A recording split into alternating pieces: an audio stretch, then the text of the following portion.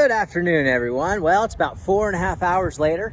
We have completed the roof, and I want to show you what it looks like. I'll have to set the ladder back up, so bear with me. What I like to do is, obviously, prior to cleaning, I like to go ahead and get those gutters cleaned up and make sure the downspouts are flowing properly. Then I apply my solution onto the shingle, let that dwell and work in sections, and then begin the cleaning process. I don't rinse a roof off per se, but I do clean it, and then if there are troubled areas, we get to them. And then at the very end, what I do like to rinse off is the gutters, because you get all types of things that are loose, especially granules, that will go into the gutter itself. Now, once again, we're not using any pressure whatsoever, so we're not compromising the integrity of the asphalt shingle. We are soft washing. You literally can stick your hand in front of the XJet M5 nozzle, and it doesn't rip your glove, it doesn't bore into your hand. It's a very, very light, next to no pressure at all. Much stronger than a soft washing system, which comes out at about 120, 130 PSI. We're able to bring it down to about 800 PSI. And, normally 1200 PSI is still very light pressure. Of course, when you start to get into the 2500, where normally our high pressure is at 4,000 PSI. And really, once you put your hand on the trigger, it's about 3,800 PSI. The cleaning power comes from the gallons per minute. We're running a 4-gallon-a-minute machine.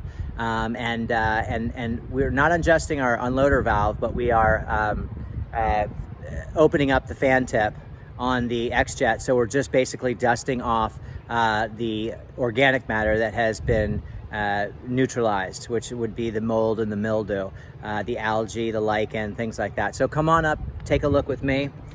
This will be the roof. Now keep in mind it's still drying. Take a sneak peek into the trailer there, and we didn't need any of our garden. There's 300 feet of garden hose there. I got 300 feet of high pressure. I actually keep about 900 feet total in the trailer in my backup bins in case I have to do a large dock and stuff like that. I never run more than 300 feet of high pressure.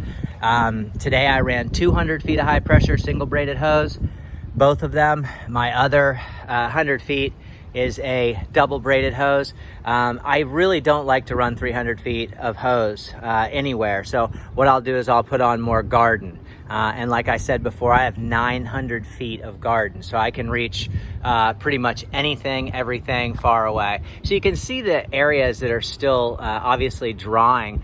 But what I want to make mention to you guys is this is more than likely anywhere between 18 to 20 years old, the shingle. If you want to see a brand new shingle, that's what a brand new shingle looks like. That's in the first 2 years. So this particular shingle is almost at its maximum life. Now tomorrow we're going to be doing a house wash, and we'll get all these gutters all cleaned up and the house cleaned up and windows and things like that. So what I'm going to do is I'm going to grab this ladder here, and we're just going to set this back up on the roof there. So bear with me while I do this one-handed. I like to keep my ladder right between the seams, and that way I don't disturb the gutter line, make marks, anything like that. I like to put it on a nice little angle, so get that nice and situated right there. So come on up with me as I take a walk up the ladder, and we'll give you guys an idea. Oh, I forgot to show you.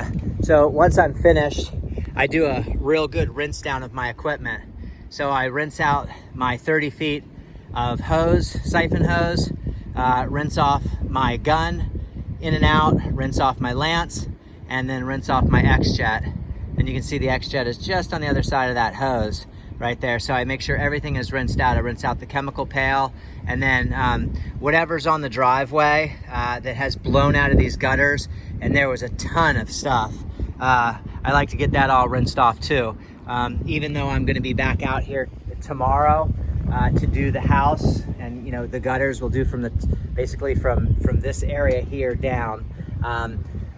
I want to make sure it's clean for them for when they walk out. So when I got up here this morning, this roof was full. The gutters were full, and on the bottom was I'm honestly a decade or more of limestone granules. It was packed. So when I cleaned the gutters out, which took a long time, way longer than I would like, a lot of stuff blew out all over the fence, so on and so forth. So it's really important to clean up after yourselves. So if we take a look up here at the roof itself, it's, once again, it's still drying. It's going to continue to brighten up. You can see how it's really wet right there, and that's because of one of my final rinse. You see, I come through here on my final rinses, and I make sure the gutters look like that. You know what I mean? I make sure those gutters are really, really clean. So this is all sort of residual water that had come down. But if you take a look here, you can just see how pretty that is. I'll walk up to the crown here, and you can see how beautiful everything has come. Now, this space down in here